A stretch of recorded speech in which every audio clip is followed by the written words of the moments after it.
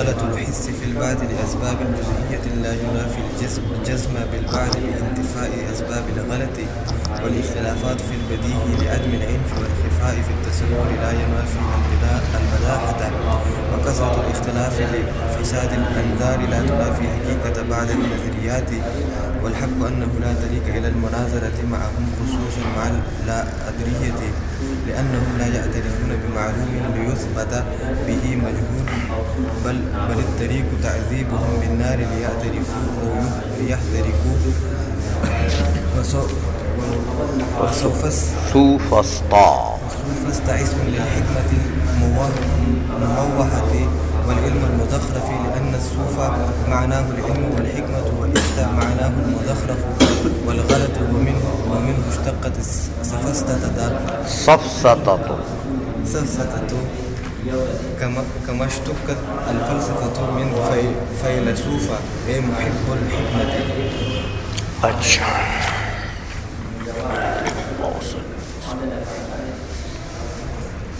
قلنا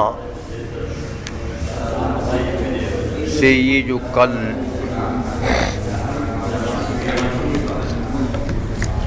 قالو سے انہوں نے یہ سوفسطائیہ نے جو اپنے دلائل دیے تھے اور اہل سنت کی یہ جو بات تھی کہ بھئی ہمیں بعض اشیاء کے ثبوت کے اوپر جزم حاصل ہے بالعیان، اور بعض کا ثبوت جو ہے وہ بالبیان، تو اس پر انہوں نے اعتراضات کیے تھے نا کہ ضروریات کی دو قسمیں ہیں، حسیات اور یہ جو بدیہیات ہیں، ان پر بھی اعتراض کر دیے کہ حس تو غلطی کرتا ہے، بدیہیات میں تو اختلافات ہیں، اسی طرح نظریات کے اوپر بھی اعتراض کر دیا کہ نظریات تو مبنی ہے بدیہیات پر، تو ان میں جب اختلافات ہیں اور ان میں فساد ہے تو نظریات میں تو ہے ہی ہے، یہ اعتراضات کیے تھے۔ قلنا سے ایک ایک کر کے جواب دیتے ہیں۔ تو پہلے انہوں نے جو ضروریات کی دو قسموں پر اعتراض کیا تھا، حسیات اور بدیہیات اولیہ پر، ان کا جواب دیتے ہیں۔ کہتے دیکھو حسیات میں تم نے یہ کہا کہ حس غلطی کرتا ہے، مثال کیا دی کہ جیسے بینگے کو ایک کے دو نظر آتے ہیں، حس غلطی کرتا ہے۔ صفراوی جو ہے اس کو شہد بھی کڑوا لگتا ہے، تو یہ حس کی غلطی ہے۔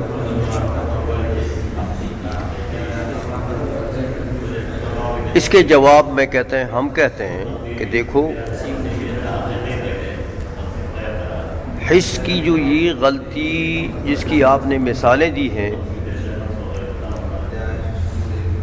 یہ تو بعض اسباب غلط کی وجہ سے ہے، کہ یہاں غلطی کے لیے اسباب جزیہ پیدا ہو گئے ہیں، یعنی غلطی حس نے بغیر کسی وجہ کے نہیں کی ہے،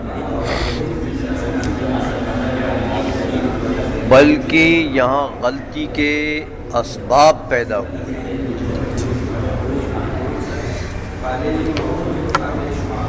مثلا بینگا جو ہے اس کو ایک کا دو کیوں نظر آتا ہے؟ میں نے آپ کو بتایا تھا کہ اس کی وجہ ہے کہ اس کے اعصاب میں وہاں گڑبڑ ہو گئی ہے،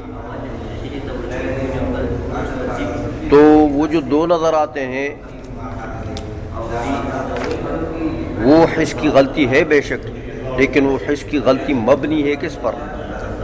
اس سبب جزئی پر. تو وہ سبب جزئی جہاں نہیں ہے وہاں حس غلطی نہیں کرتا، وہاں اس کو ایک نظر آتا ہے. سمجھ آئیے.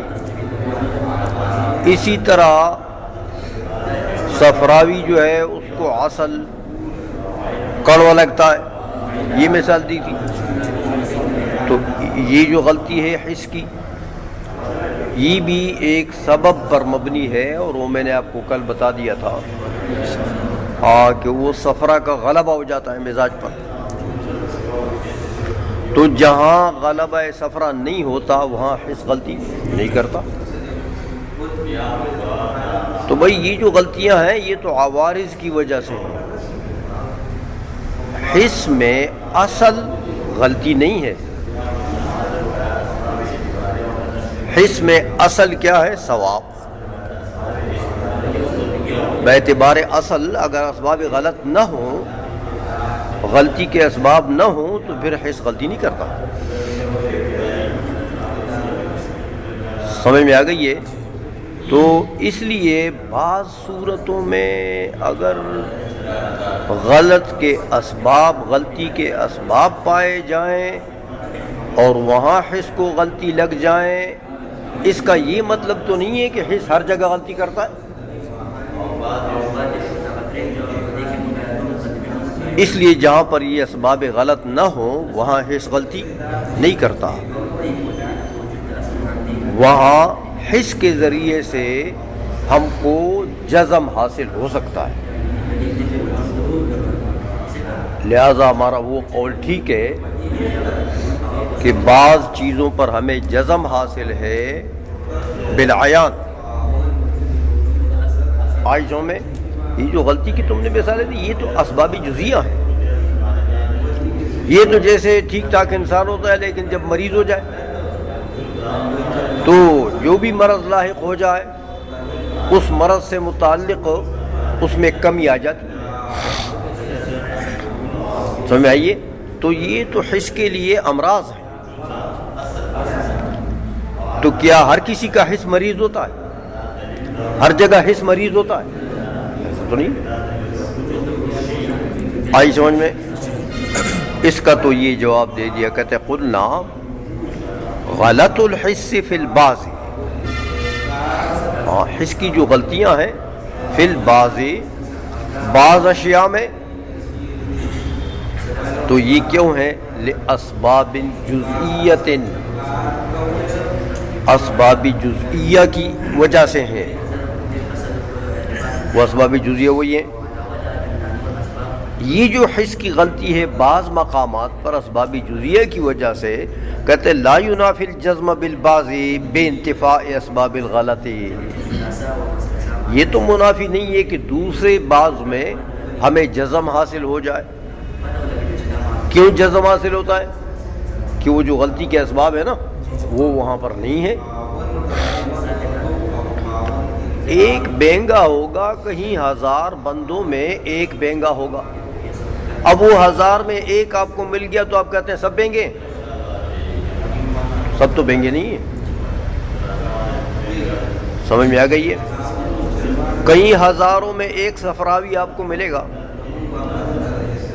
تو آپ کہتے ہیں سب صفراوی؟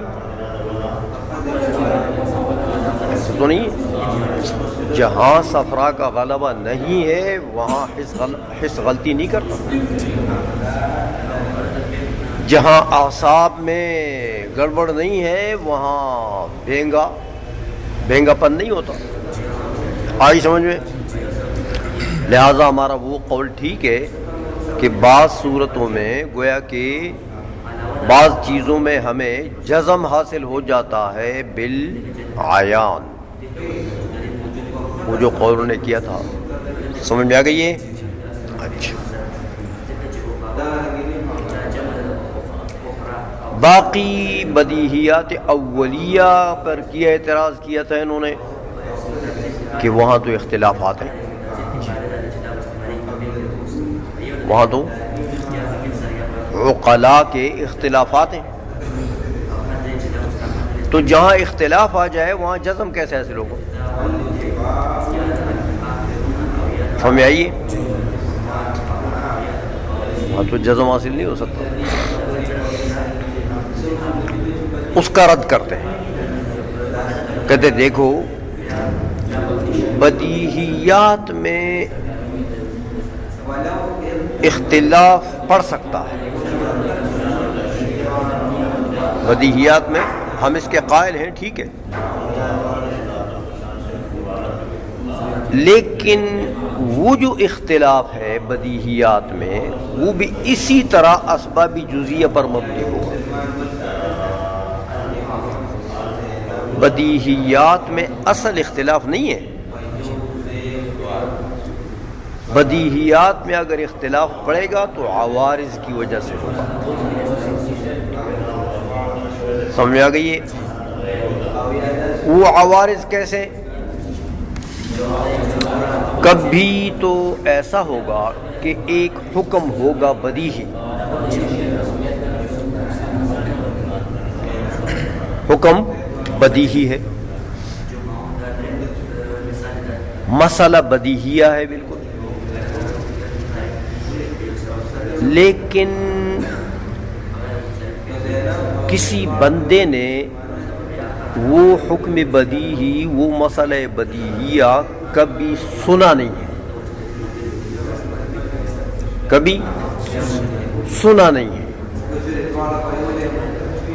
تو جب مولوی صاحب نے بتا دیا نا مسئلہ، اب اس بیچارے نے تو کبھی سنا نہیں ہے. یہ بات تو بھئی ہم نے نہیں سنی ہے، ما سمعنا بہذا فی الملت الآخرہ.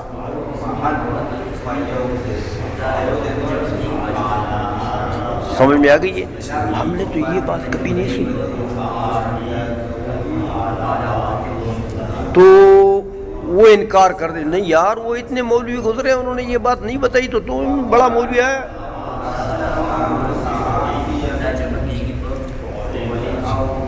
ہماری مسجد میں فلاں اللہ گزرا ہے، فلاں اللہ فلاں انہوں نے نہیں بتائی، تو یہ تم اتنے بڑے مولوی ہے. حالانکہ بات بدیہی ہے، حکم بدیہی ہے، لیکن اب اس بیچارے نے کبھی وہ بات سنی نہیں ہے، تو اس کے لیے وہ بات کیا ہے؟ اجنبی. اس کی طبیعت اس مسئلے کے ساتھ مانوس نہیں ہے، وہ بالکل وہ مسئلہ اس کے لیے کیا ہے؟ اجنبی. تو اس اجنبیت کی وجہ سے اس نے انکار کیا. سمجھ آئیے کہ اس کی طبیعت اس مسئلے کے ساتھ مالوف نہیں ہے، عادی نہیں ہے، اس نے کبھی واقعی نہیں سنا، تو اس نے انکار کر دیا. تو اب یہ انکار جو ہے کیا یہ اس حکم کے بداہت کے منافی ہے؟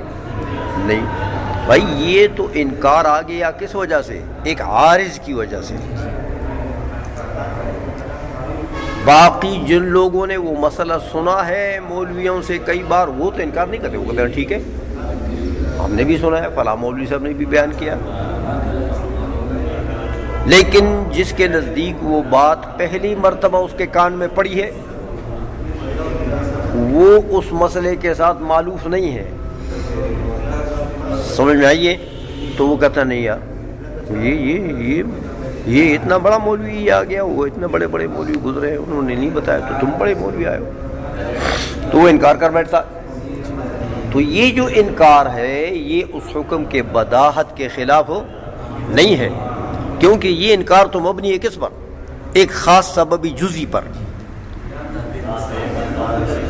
سمجھ آ گئی ہے؟ اور وہ کیا ہے؟ عدم معلوفیت طبع، کہ اس کی طبیعت، اس کی نفس ناطقہ گویا کہ اس مسئلے کے ساتھ معلوف نہیں ہے، اس کے نزدیک وہ مسئلہ اجنبی ہے.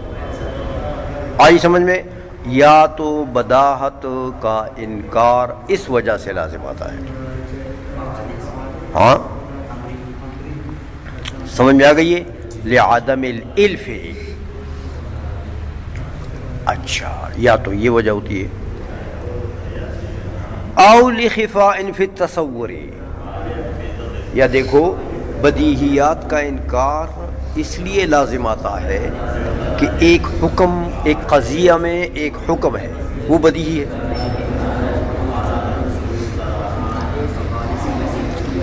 جیسے دیکھو لوگ کہتے ہیں الکل اعظم من الجزء، اس قضیے کا حکم کیا ہے؟ بدیہی. اس کے اوپر کسی دلیل دینے کی ضرورت ہے؟ الکل اعظم من الجزء اجلا بدیہیات میں سے ہے، بدیہیات اولیہ میں سے ہے. لیکن اب آپ ہمارے ہارون بابا کو لے آؤ، یہاں بٹھا دو، اس کو کہو الکل اعظم من الجزء.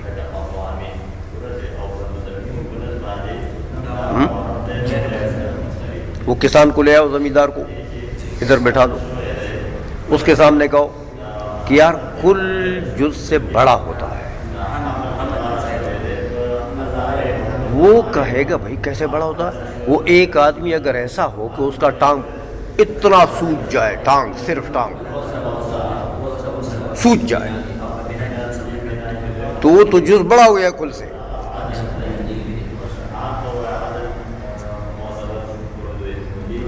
تو کل بڑا ہوتا ہے جز سے، یہ ضروری تو نہیں ہے، کبھی جز بھی بڑا ہوتا ہے. سمجھ میں آ گئی ہے؟ اب یہ حکم تو تھا بدیہی،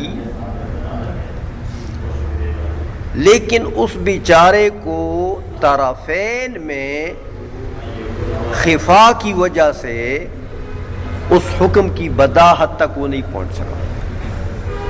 طرفین میں، موضوع محمول میں، سمجھ میں آئیے؟ ایک تو وہ یہ نہیں سمجھ سکا کہ کل کس کو کہتے ہیں اور جز کس کو کہتے ہیں. سمجھ میں آئی؟ اس لیے وہ سوجی ہوئی ٹانگ کو بڑا کہہ رہا ہے کس سے؟ کل سے، کہ وہ جز کل کو سمجھا ہی نہیں. سمجھ آ گئی ہے؟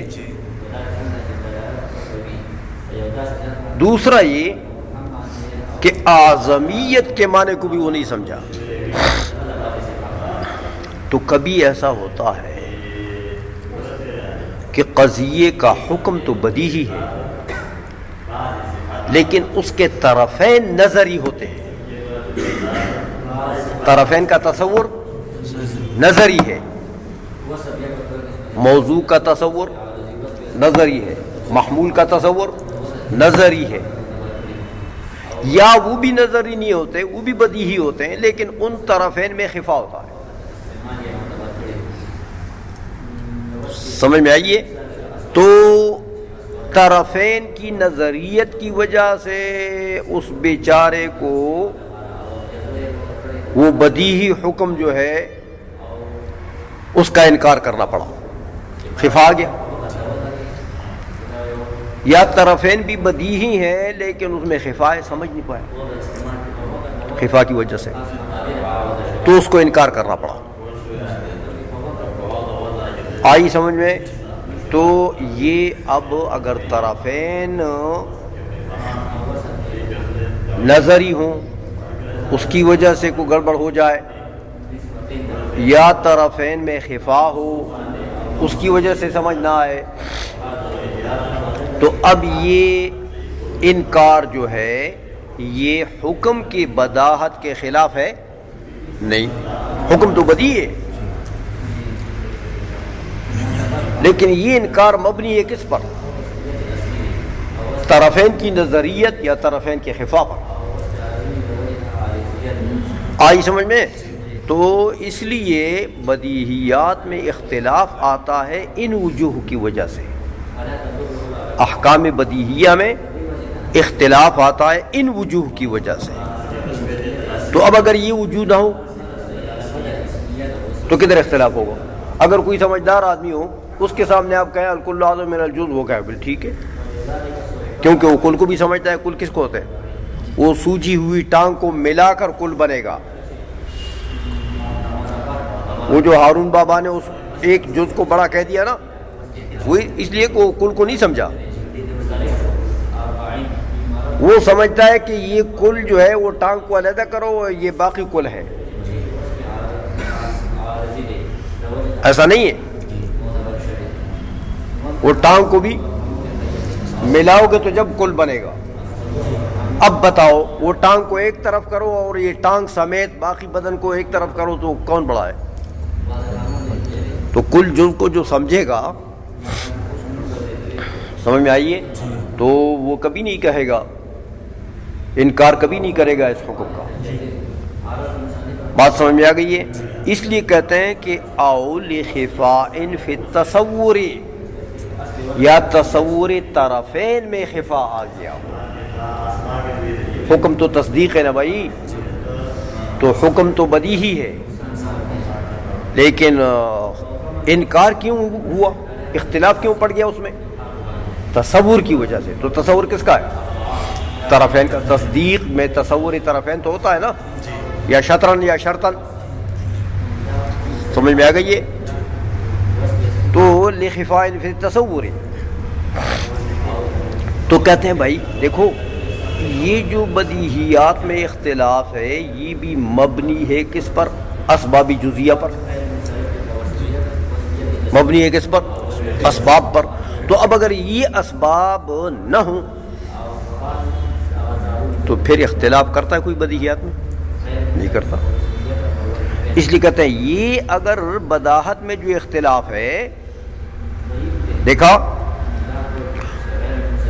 وہ کثرت الاختلاف، ہاں، والاختلاف فی البدیہی لعدم الالف، بدیہی میں اگر اختلاف ہو جائے عدم الف کی وجہ سے، یعنی طبیعت معلوف نہیں ہے اس مسئلے کے ساتھ، اس حکم کے ساتھ، نئی بات اس نے سن لی، اس کے کان میں پڑ گئی، تو اس نے کہا نہیں نہیں نہیں مولوی صاحب یہ غلط کہتے ہو، ایسا نہیں ہے.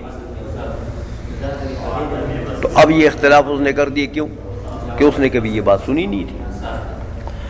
او لخفاء فی تصور، یا اگر اختلاف بدیہی کا میں پڑ جائے، کس کی وجہ سے؟ خفاء تصور میں، خفاء تصور کی وجہ سے.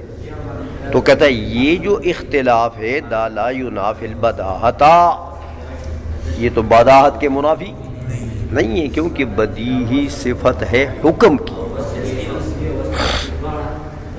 اور یہ اختلاف مبنی ہے کس پر؟ طرفین کے خفا کی وجہ سے اختلاف آیا ہے. وہ نظری ہیں یا ان میں خفا ہے، بدیہی ہے لیکن خفا ہے. سمجھ آ رہی ہے؟ اچھا، لہذا ہماری وہ بات ٹھیک ہے کہ بعض چیزوں پر ہمیں ان کے ثبوت پر ہمیں جزم حاصل ہے بالعیان. سمجھ میں آ گئی ہے؟ اچھا، باقی وہ نظریات میں انہوں نے اختلاف کیا تھا، یاد ہے؟ تو نظریات کے متعلق کیا کہا تھا کہ بھی نظریات جو ہیں یہ تو مبنی ہے کن پر؟ بدیہیات پر. تو جب بدیہیات میں اختلاف ہے تو نظریات میں تو ہوگا ہی ہوگا، تو لہذا وہاں بھی جزم حاصل نہیں ہو سکتا.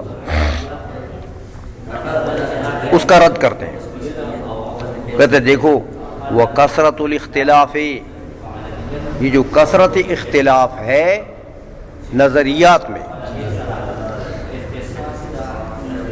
یہ بھی اسباب کی وجہ سے ہے، اسباب غلط کی وجہ سے.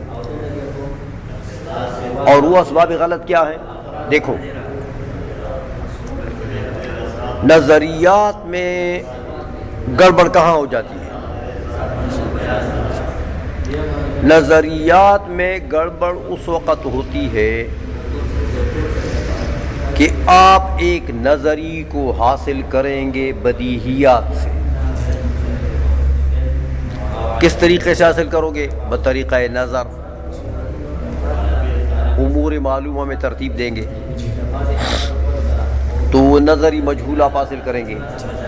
تو نظر کے لیے کیا ہیں؟ شرائط ہیں. جب آپ نظر کریں گے، جب آپ ترتیب دیں گے امور معلومہ میں، تو اس ترتیب دینے کے لیے کیا ہے؟ شرائط.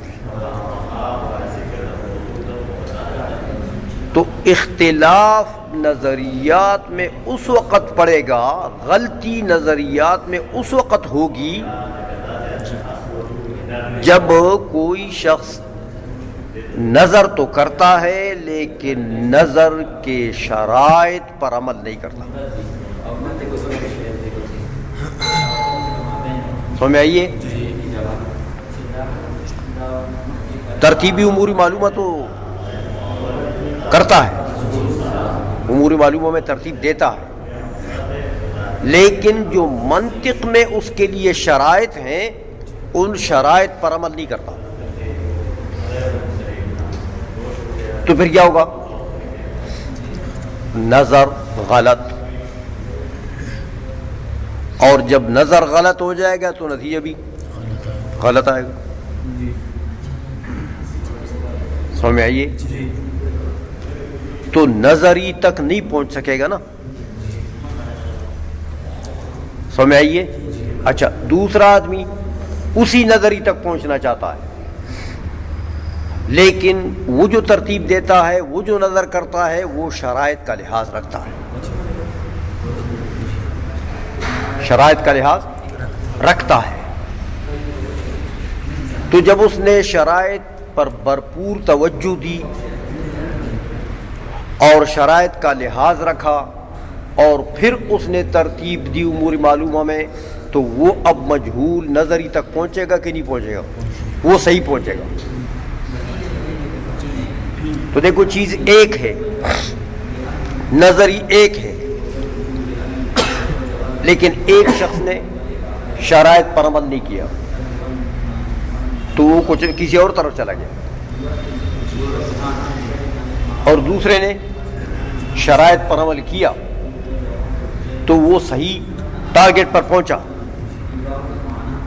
سمجھائیے؟ تو یہ اس کو تم اختلاف کہو گے؟ ایسا اختلاف پڑ جاتا ہے نظریات میں.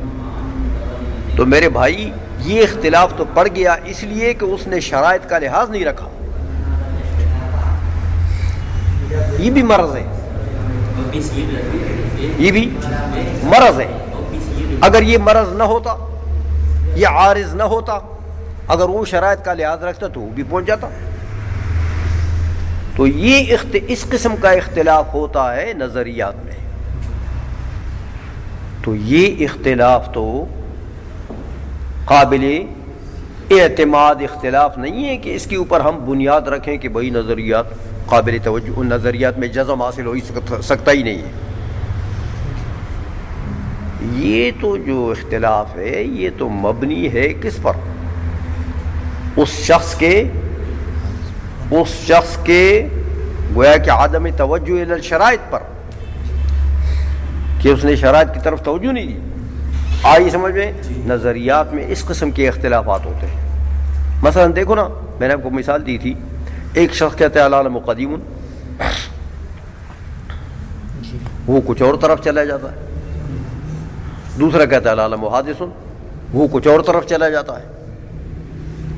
ہاں، وہ ایک اور چیز کو مبادیات بناتا ہے، دوسرا اور چیز کو مبادیات بناتا ہے. ہاں، وہ مبادیات بناتا ہے کس کو؟ وہ کہتا ہے العالم مستغن عن المؤثر، وکل مستغن عن المؤثر، تو فالعالم یہ نتیجہ نکالتا ہے. دوسرا کہتا ہے العالم حادث، وہ کچھ اور چیز کو مبادیات بناتا ہے، وہ کہتا ہے العالم متغیر، وکل متغیر حادث فالعالم. تو اب دیکھو، ایک نے مبادی بنا دیا کس کو؟ استغناء عالم عن المؤثر کو. اب اگر آپ حقیقت میں دیکھیں گے تو کیا یہ جو معلوم ہے کہ العالم مستغن عن المؤثر، یہ حقیقت کے مطابق ہے؟ یہ تو اس نے یہاں غلطی کر دی. صغرا میں غلطی کر دی، سمجھائیے؟ تو جب صغرا غلط ہو گیا، ظاہر بات ہے کہ نتیجہ وہ تو غلط ہوگا ہی ہوگا. اور جس شخص نے معلومات صحیحہ کو لیا اور پھر ان کے شرائط کا لحاظ رکھا، صحیح ترتیب دی، وہ تو غلطی نہیں کرے گا. تو حلال و متغیر، اس کا صغرا ٹھیک ہے، واقع کے مطابق ہے، نفس الامر کے مطابق ہے، ٹھیک صغرا ہے نہیں. وہ کلو متغیر حادث، تو اس کا صغرا کبرا بھی ٹھیک ہے، ترتیب بھی اس نے صحیح دی، شرائط کا لحاظ رکھا، لہذا صحیح نتیجے تک پہنچا. تو اب یہ جو اختلاف آ گیا کہ تم کہتے ہیں، کوئی کہتا ہے قدیم ہے، کوئی کہتا ہے حادث ہے، یہ اختلاف مبنی ہے کس پر؟ انظار کی غلطی پر. سمجھ آئیے کہ بھائی اس نے نظر میں غلطی کی ہے، تو نظر میں اگر غلطی نہ کرتا کوئی بات نہیں تھی، پھر نظریات میں کوئی اختلاف نہیں. سمجھ آ رہی ہے؟ اس لیے کہتے ہیں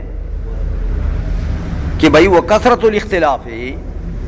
ہاں، نظریات میں جو کثرت اختلاف ہے یہ تو لفساد الانظار، ہاں یہ اختلاف کس وجہ سے آتا ہے؟ انظار کی فساد، کیونکہ نظر فاسد ہے. کہیں صغرا غلط ہے، کہیں شرائط کا لحاظ نہیں رکھتا، تو بس بیڑا غرق ہو گئے. یہ جو فساد ہے انظار کا، اس کی وجہ سے ہو گیا نا. تو یہ تو بھائی لا تنافی حقیت بعض النظریات، یہ تو منافی نہیں ہے اس بات کے کہ جہاں یہ غلطی نہ ہو، فساد نظر نہ ہو، وہاں تو جزم نظریات میں ہمیں حاصل ہو جائے گا. لہذا ہمارا وہ قول ٹھیک ہے کہ وبعضها بالبیان. سمجھائیے کہ بعض میں ہمیں جزم حاصل ہے. کیسے حاصل ہے؟ بالبیان، دلائل سے.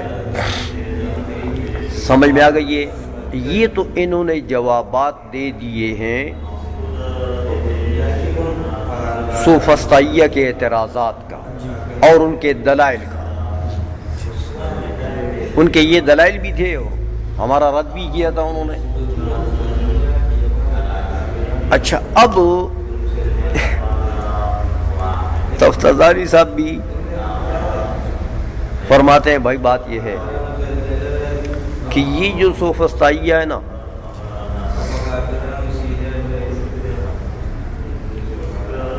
یہ عنادیہ، عندیہ، اولادریہ، یہ جو ہم دلائل دیں گے، وہ دلائل دیں گے، تو یہ تو مناظرہ کیا ہوگا، لمبا ہو جائے گا، بات ہو لمبی ہو جائے گی. اچھا تو دیکھو، مناظرے کے دو فائدے ہوتے ہیں. مناظرے کے یا تو مناظرہ اس لیے کیا جاتا ہے کہ لِإِثْبَاتِ المطلوب، کہ دلائل دیے جائیں. کس لیے؟ لِإِثْبَاتِ المطلوب، کہ جو مدعا ہے اس مدعا کو ثابت کیا جائے. مناظرے میں دعویٰ ہوتا ہے نا، ایک فریق کا بھی دوسرے فریق کا بھی. تو مناظرے کا ایک فائدہ کیا ہوتا ہے؟ اثبات المطلوب، یعنی احقاق حق. وہ مطلوب ثابت ہو جائے گا تو وہ حق ہوگا نا. تو ایک فائدہ تو یہ ہوتا ہے. دوسرا فائدہ مناظرے کا کیا ہوتا ہے؟ الزام خصم. الزام کہ بھئی جو مد مقابل ہے اس کو الزام دیا جائے کہ بھئی تمہارا دعویٰ غلط ہے. یہ دو فائدے ہوتے ہیں. کہتے بھئی یہ ایسی قوم ہے، کون؟ یہ سوفسطائیہ، یہ عنادیہ، عندیہ، لادریہ، یہ ایسی قوم ہے کہ ان کے ساتھ مناظرے کا کوئی فائدہ نہیں ہے، کوئی فائدہ نہیں۔ دو فائدے ہیں مناظرے کے، ان کے ساتھ مناظرہ کو ہے دونوں میں سے ایک بھی حاصل نہیں ہوگا، دونوں میں سے۔ کیوں؟ تم دلیل دو گے کہ حقائق الاشیاء ثابتہ، تم دیکھو وہ پلر ہے، وہ کہے گا یہ تو تیرے نزدیک پلر ہے، میرے نزدیک تو یہ ایک وہم باطل ہے۔ اب کیا کرو گے؟ سمجھ آئیے؟ اچھا وہ عندیہ والے کیا کہیں گے؟ وہ کہیں گے یار یہ تیرے نزدیک ایسا ہے۔ وہ لادریہ والے کیا کہیں گے؟ وہ کہتے ہیں مجھے تو شک ہے اس میں۔ اب کیا کرو گے؟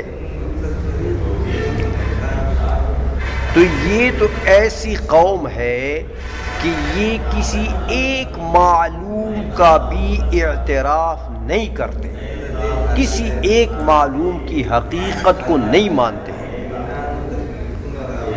اگر کسی ایک معلوم کی حقیقت کو یہ مانے نا تو پھر اس ایک معلوم سے چلو ہم استدلال کر کے آگے مجہول کو حاصل کر لیں گے، لیکن یہ تو ایک چیز کی حقیقت کو بھی نہیں مانتے، ایک چیز کی۔ جو بھی چیز تم سامنے پیش کرو گے وہ کہے گا یہ تیرا پلر ہے، میرا پلر نہیں ہے، میرے نزدیک یہ وہ ہمیں باطل ہے۔ تو یہ تو بھائی ایک معلوم کا بھی اعتراف نہیں کرتے، اگر ایک کا کرتے نا پھر بھی ہم کام چلا لیتے۔ تو معلومات سے مجہول ثابت ہوتا ہے نا، دلائل دیے جاتے ہیں نا، صغرا کبرا بنائے جاتے ہیں، تو یہاں معلومات ہی نہیں ہے، کسی معلوم کو تسلیم ہی نہیں کرتے۔ تو ان کے ساتھ مناظرہ کرنا جو ہے یہ بالکل عبث ہے، اپنا وقت ضائع کرنا۔ لادریہ کے ساتھ اور وغیرہ کوئی فائدہ نہیں، نہ اس بات مطلوب کیا جا سکتا ہے، نہ الزام خصم ہو سکتا ہے، اس کو الزام بھی نہیں دیا جا سکتا۔ وہ کہتا ہے میرے نزدیک کچھ نہیں ہے وہاں، اب کیا الزام دو گے؟ سمجھ میں آ گئی ہے؟ اس لیے بعض متکلمین نے تو فتویٰ دیا کہ ان کے ساتھ مناظرہ کرنا جائز ہی نہیں ہے۔ کیوں؟ ان سے مناظرہ کرو گے تو ان کا مذہب مشہور ہوگا۔ یہ واہیات باتیں، لوگوں کو خبر ہوگی نا وہ ادھر مناظرہ ہے تو لوگ پہنچ جاتے ہیں۔ تو مناظرہ بھائی کس بات پر ہے؟ حقائق الاشیاء ثابتۃ پر ہے۔ وہ کہتا ہے میرے نزدیک کوئی چیز نہیں ہو، یہ تو فطر نہیں ہے، یہ تو عوام، تو ان کا مذہب مشہور ہو جائے گا لوگوں میں۔ تو مناظرہ کیا ہے؟ سبب ہے تشہیر باطل کے لیے، تشہیر کہ ایک باطل کو تم نے مناظرے کی وجہ سے مشہور کر دیا۔ تو تشہیر باطل جائز ہے؟ باطل کو مشہور کرنا جائز ہے؟ اس لیے بہت سے متکلمین نے یہ فتویٰ دیا کہ بھئی ان کے ساتھ مناظرہ کرنا جائز ہی نہیں۔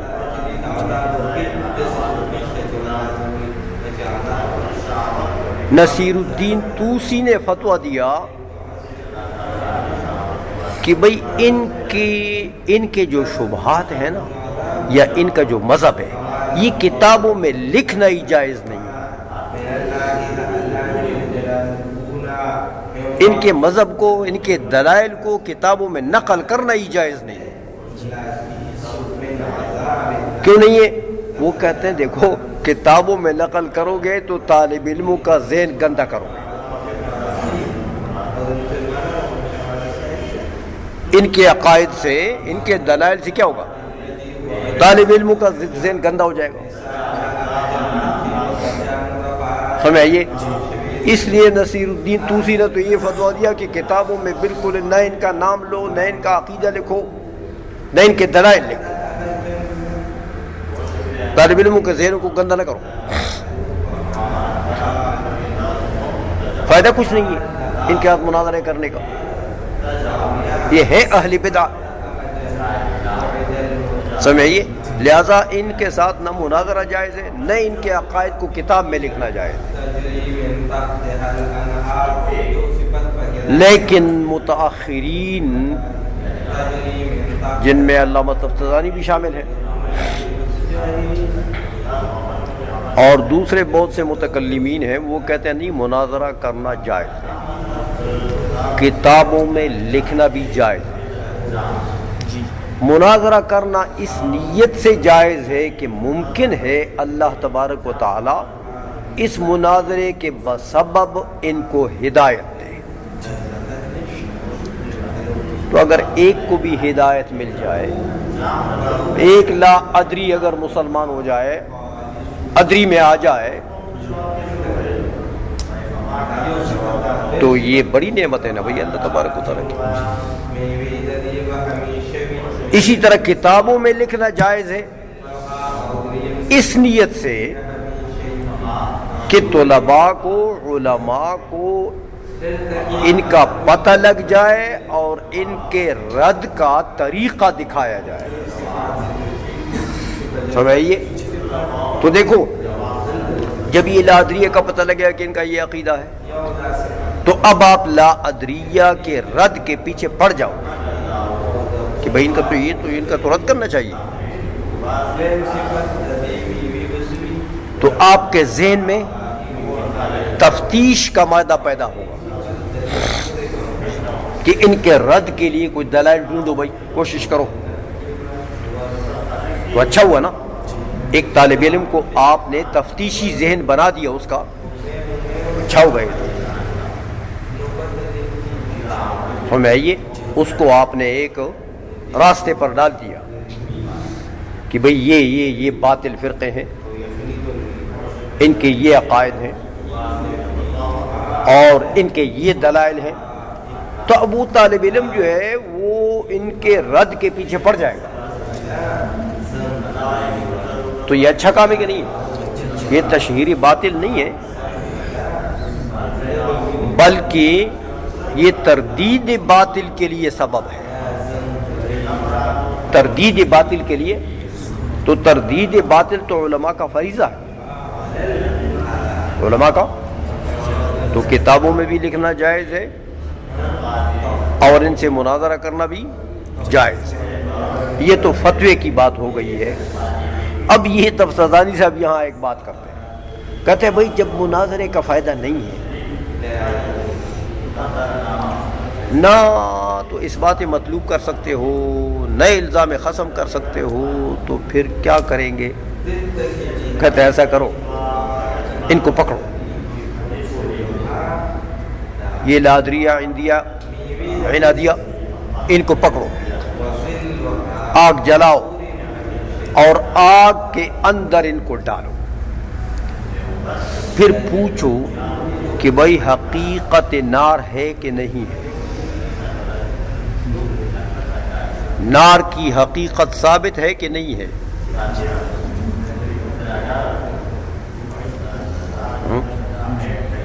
تو یا تو وہ مان لیں گے کہ ہاں بالکل نار ہے، نار ایک حقیقت واقعیہ ہے، یا تو اعتراف کر لیں گے تو ٹھیک ہے پھر نکال لو. تو جب حقیقت واقعیہ نار کی مان لیں گے تو بس ہو گیا کام نا. سلب کلی کے لیے ایجاب جزوی کافی ہے.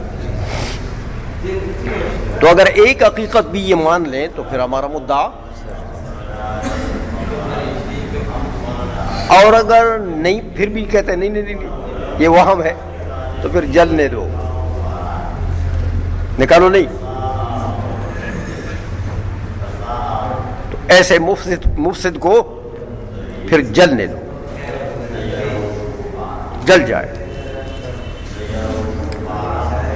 سمجھ آ گئی یہ؟ اس لیے علامہ طبرانی فرماتے ہیں والحق انہ لا طریق الی المناظرۃ معہم، حق بات تو یہ ہے کہ راستہ نہیں ہے ان کے ساتھ مناظرہ کرنے کا، خصوصاً مع اللا ادریت، بالخصوص جو لا ادریہ ہے، وہ جو شاکن فی انہ شاکن،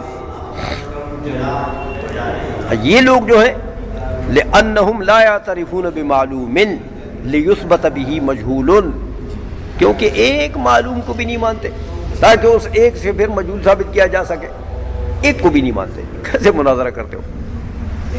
سمجھ آئیے؟ بل الطریق، پھر طریقہ کیا ہے؟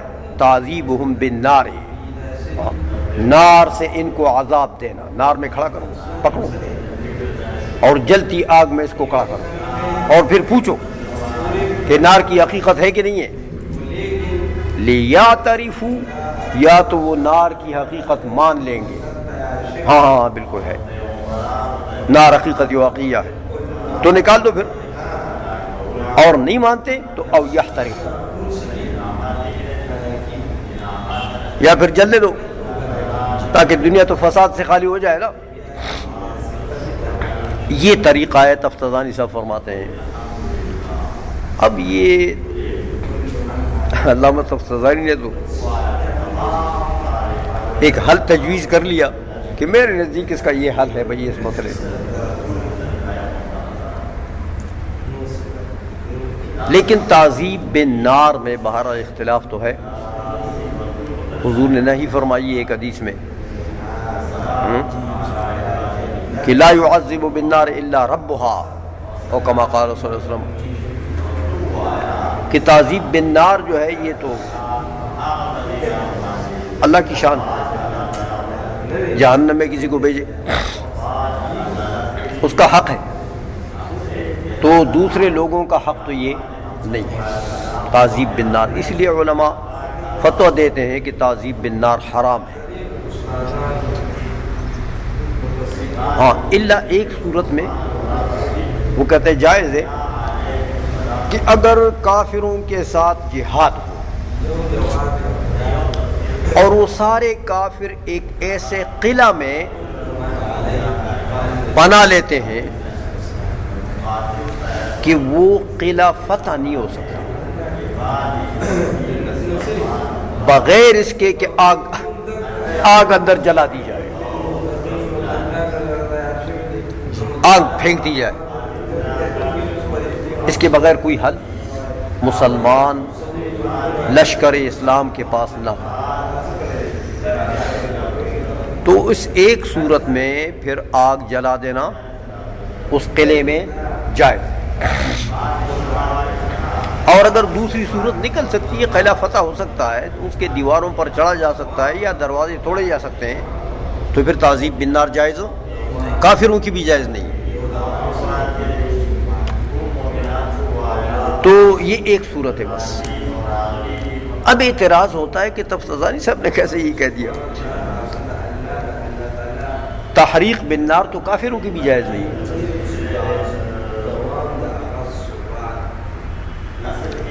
تو اس کا جواب یہ ہے کہ تفتزانی رحمۃ اللہ علیہ کے نزدیک یہ لوگ ہیں نا، یہ بالکل وہی اہل حصن کی طرح ہے، اہل حصن کے حکم میں کہ دیکھو ان اہل حصن جو کافر حصن میں پناہ لے چکے ہیں ان تک پہنچنے کا کوئی راستہ نہیں سوائے آگ کے، تو کہتے ہیں یہ بھی انہی کی طرح ہے نا، ان سے مناظرہ کرنے کا کوئی طریقہ ہے؟ ان کے عقائد کو باطل کرنے کے لیے کوئی طریقہ ہے؟ کچھ نہیں، کیا کر سکتے ہو سوائے اس کے کہ آگ میں کھڑا کر دو۔ اس لیے علامہ تفتزانی کے نزدیک یہ لوگ کیسے ہیں؟ ہاں ان اہل حصن کی طرح۔ فرمائیے اس لیے علامہ تفتزانی نے فرمایا والحق، حق یہ ہے کہ مناظرہ کا تو راستہ ہی نہیں ہے، تو پھر کیا کرو؟ آگ میں کھڑا کر دو بس۔ یہ ایک راستہ ہے. سمجھ میں آ گئی ہے؟ اچھا یہ بات ہو گئی ختم. اب یہ سوفسطائیہ کا لفظ بولا ہے نا، خلافاً للسوفسطائیہ. کہتے بھائی یہ جو سوفسطا ہے، یہ سوفسطا اصل میں یونانی زبان کا لفظ ہے. سوفسطا یونانی زبان کا لفظ ہے، اور یہ اسم للحکمت المموہۃ والعلم المزخرف. کہتے یہ نام ہے حکمت مموہہ اور علم مزخرف کا. مموہ اصل میں موہن سے ہے. موہن اصل ہے ماؤن کے لیے. ماؤن اصل میں کیا تھا؟ موہن. تو ماؤن کو لے گیا اصل میں موہن کو، اور موہن سے پھر کیا بنا دیا گیا؟ مموہہ. مموہہ کا معنی یعنی جس کے اوپر پانی چڑھا دیا گیا. پانی سے نا، موہن مانے پانی. لیکن یہ لفظ استعمال ہوتا ہے ہر پانی چھڑکنے کسی چیز کے اوپر، یا ہر پانی دینے کسی چیز کو، اس کے لیے نہیں، بلکہ جب کسی غیر قیمتی چیز کو سونے کا پانی چڑھایا جاتا ہے اس کو تمویہ کہتے ہیں. تمویہ پانی چڑھانا. سمجھے؟ جیسے دیکھو یہ پتل کے جو زیورات بناتے ہیں پتل کے، تو سونے کا پانی چڑھا دیتے ہیں تو وہ زیورات کیا ہو جاتے ہیں؟ مموہہ. یا اس طریقے سے وہ کچھ یہ رولڈ گولڈ وغیرہ ہوتا ہے، وہ سونے کا پانی چڑھا دیتے ہیں تو مموہ ہو جاتا ہے. تو مموہہ کہتے ہیں اس چیز کو جو اندر باطل ہے، اوپر تم نے اس کو حق کا لباس پہنا دیا. تو حکمت باطلہ، حکمت مموہہ، حکمت باطلہ کہ تم نے اس کو مزین تو کر دیا اوپر سے، لیکن اندر گوبر ہے. سمجھ آ گئی ہے؟ حکمت مموہہ یا علم مزخرف. سمجھ آئیے؟ مزخرف جو ہے یہ زخرف سے ہے. زخرف بھی سونے کو کہتے ہیں. سمجھ آئیے؟ سونا. تو مزخرف کیا چیز ہوگی؟ جس پر سونا چڑھایا گیا.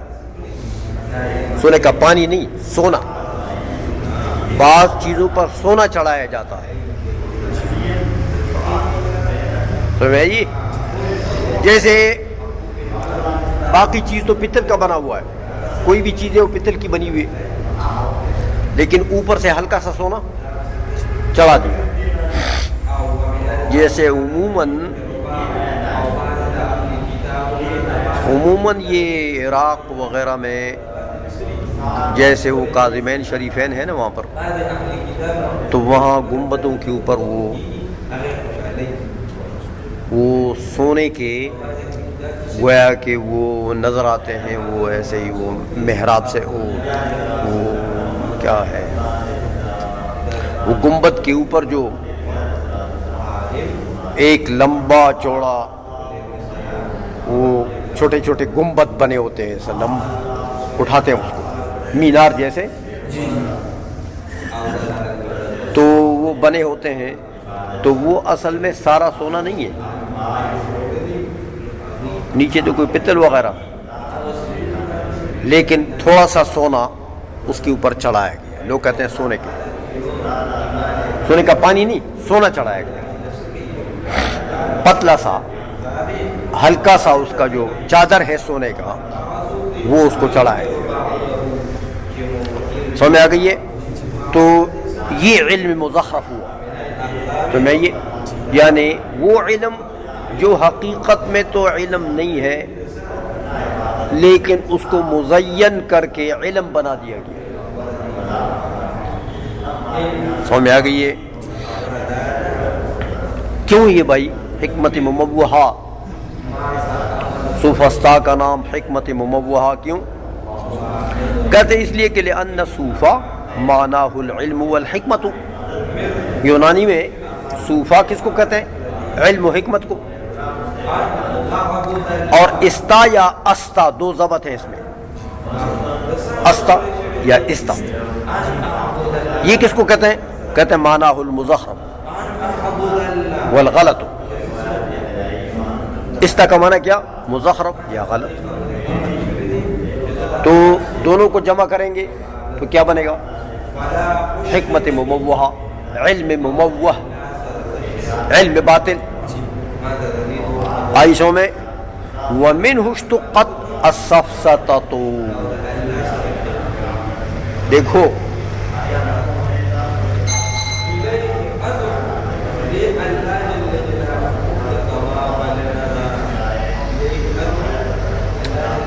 یہ علماء فرماتے ہیں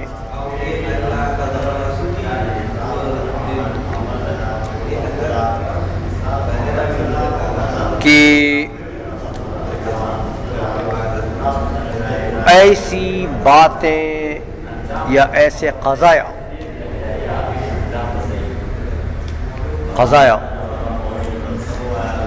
جن کا ظاہر تو اچھا لگتا، ظاہر تو ٹھیک لگتا ہے لیکن بیچ میں کچھ پڑا ہوتا ہے، اس کا نہیں پتہ لگتا، اس بیچ کا نہیں پتہ لگتا، لیکن اس کے اندر کچھ ہوتا ہے. یعنی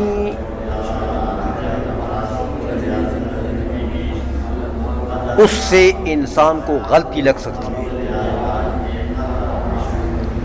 غلطی لگ سکتی ہے اس قضیے کو جس کا ظاہر ٹھیک لگتا ہے لیکن اندر کچھ ہے جس کی وجہ سے انسان کو غلطی لگ سکتی ہے. اس قضیے کو کیا کہتے ہیں؟ سفسطہ.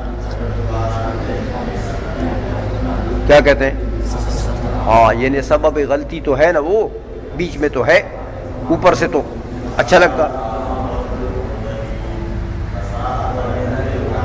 سمجھ میں آ گئی ہے؟ جیسے دیکھو یہ پہیلیاں نہیں لوگ کہتے ہیں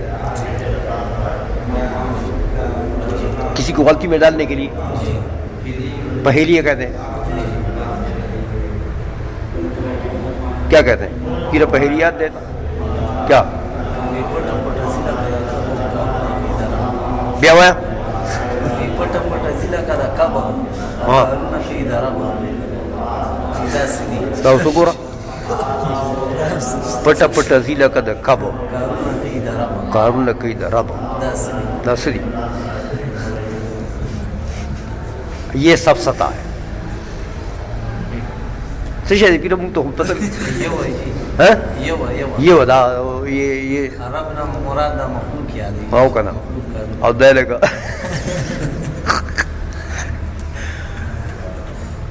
کہتے ہیں پیر کہتا ہے پشتوں میں ایک پہیلی ہے، کہتے ہیں خفیہ خفیہ جاتا ہے جیسے مچھلی ہے، مچھلی کی طرح ایک چیز ایسی ہے جو وہ بالکل خفیہ جاتی ہے مچھلی کی طرح، لیکن کام کرتی ہے وہ چیز وہ رب والے کام، اپنے رب والے کام.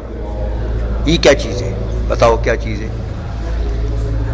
تو پیر نے پھر اس کا معنی بتایا کہ یہ ہل نہیں چلتا ہے کھیت میں، یہ ہل جو ہے یہ مٹی کے اندر خفیہ جا رہا ہے نا،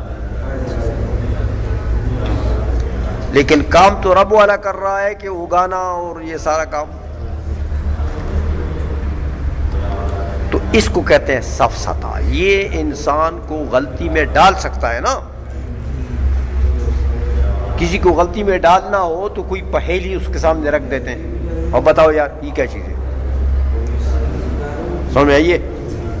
تو ایسی چیز کو, ان پہیلیوں کو کیا کہتے ہیں؟ سفسطہ. اچھا, کما اشتقت الفلسفۃ من فیلاسوفا. جیسے دیکھو فیلاسوفا جو ہے یہ یونانی کا ایک لفظ ہے, فیلاسوفا. اب فیلا بمانا محب, صوفا بمانا علم حکمت, تو دونوں کو ملا کر کیا بنے گا؟ محب العلم. محب العلم کون ہوگا؟ محب الحکمت کون ہوگا؟ حکیم. تو فیلاسوف کس کو کہتے ہیں؟ حکیم. بڑا فیلاسوف ہے بھائی, یعنی بڑا حکیم ہے, بڑا سائنسدان ہے, بڑا سائنسدان ہے. اس لیے کہتے ہیں جیسے مشتق ہو گیا فلسفہ, کس سے مشتق ہے؟ فیلاسوفہ سے. فیلاسوفہ کی چیز ہوتی ہے, کہتے ہیں محب الحکمت, یعنی محب العلم, یعنی حکیم, ہاں یعنی سائنسدان, حکیم. سمجھ آ گئی ہے؟